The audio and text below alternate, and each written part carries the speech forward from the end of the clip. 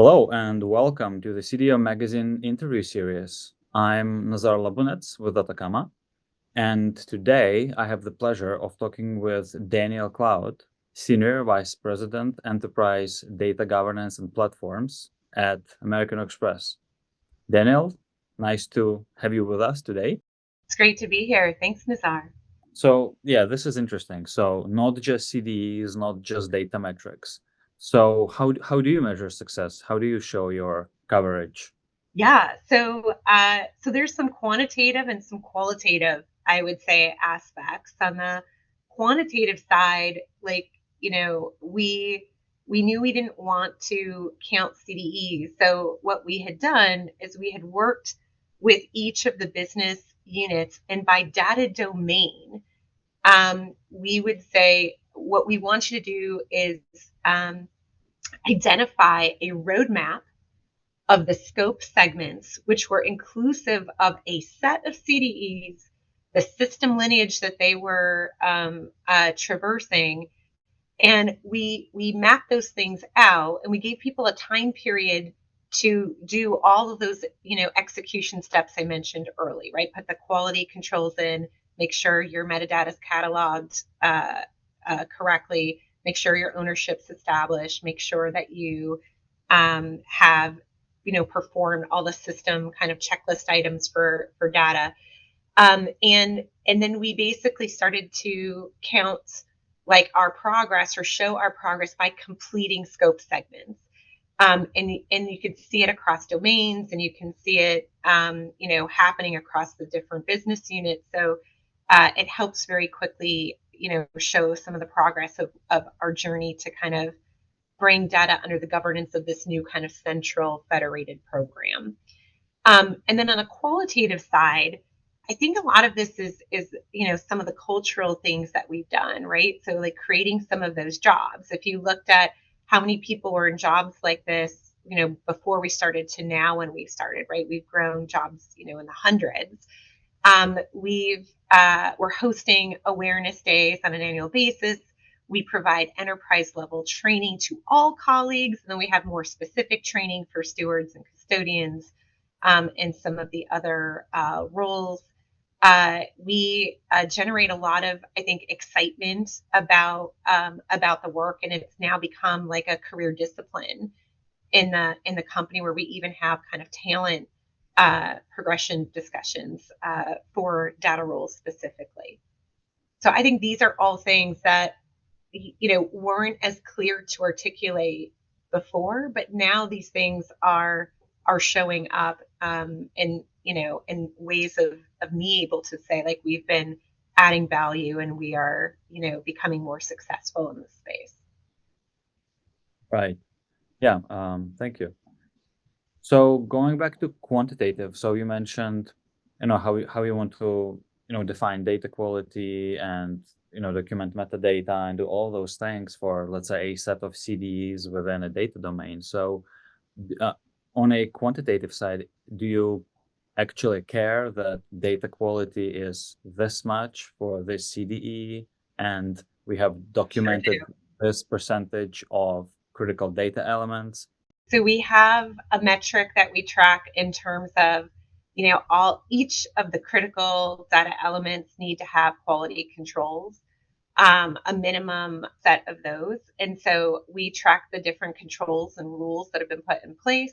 We track any material issues that come out of those rules. And then we have quality issue management tracking on those issues. So there's a series of, I would say, metrics around quality that are published on a regular basis. I think it's monthly. That's great. And do you go one level further and talk to those business units and ask, hey, so how does, data quality influence how you do your business initiatives, like, roll out new products or experiment, with new services or with new programs? Do you do those kind of surveys? Um, Um, I don't know that we survey as much as, like, I think everything that you just described was part of like the work that we do to even determine that a data element is critical, right? And so like just by saying that this is critical, it's critical because of how we're using it in financial reporting. It's critical because of how we're using it in our modeling. It's critical because of how it's part of like maybe like our acquisition, experience or process. And then that is why quality on that becomes so important. So I would say they kind of go hand in hand in the conversations we have with the business units to define then, why these data elements. And our advisory, like our executive committee, that is made up, like we also like do it at an enterprise, meaning if you are from the risk management, credit and fraud risk management business unit, and you want to govern data, we understand the resources and the things that's taking to do all of that work. And so it's vetted by the entire committee, which has every business unit represented. And the committee, can do some credible challenge to say, like, is this, are you sure this is really critical? And or what have you thought about this as well, and it allows the business unit to say we have thought about it, but we're not doing it in this scope segment, we're tackling it in this next scope segment because we're on maybe a system modernization journey and we want to govern it after the data has moved there, as just like a an example. But our committee is very interactive, with kind of I think the spirit of the question that you were just asking, and really challenging the business units to kind of focus our energy on quality for the most important data. You just mentioned one thing, system modernization, and your title has platforms in it. So that to me means software and supporting technologies. So let's talk about data modernization, which is a bit of a weird term, but people seem to be using it. What is data modernization to you? What is it about? Yeah. I mean, when I saw data modernization, I kind of had a similar question back to be like, where do I take this question? I think that data modernization can be a lot of things. It's about, understanding, if we kind of look at it from a platform, and I would say data software product lens, I would say it's really understanding kind of the costs that are associated with the technology that's storing in computing. But it's also about understanding our data risks and the methods to mitigate risks. So like stewardship and cataloging, the life cycle of like collection and usage and confidentiality and retention, deletion, some of the quality aspects we were just talking about. And I think that the most important thing when we think about modernization is we shouldn't just modernize for the sake of modernizing. It really is because we believe that data fuels everything we do as a business, and so therefore it has to really line up with those business priorities. And we need to understand the personas of our users, for these data platforms, as well as for the data management tools that we are providing.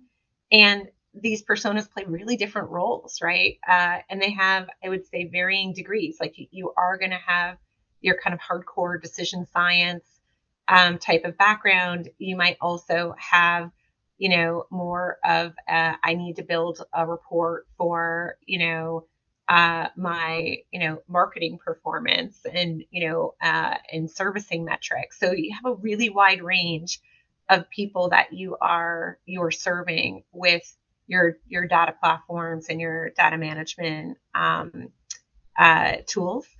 And just I would say that like the process for updating and improving those tools, that infrastructure and the practices, needs to be well managed. Like we have to prioritize, we have to invest in the right tools, and then maintain and iterate those tools over time.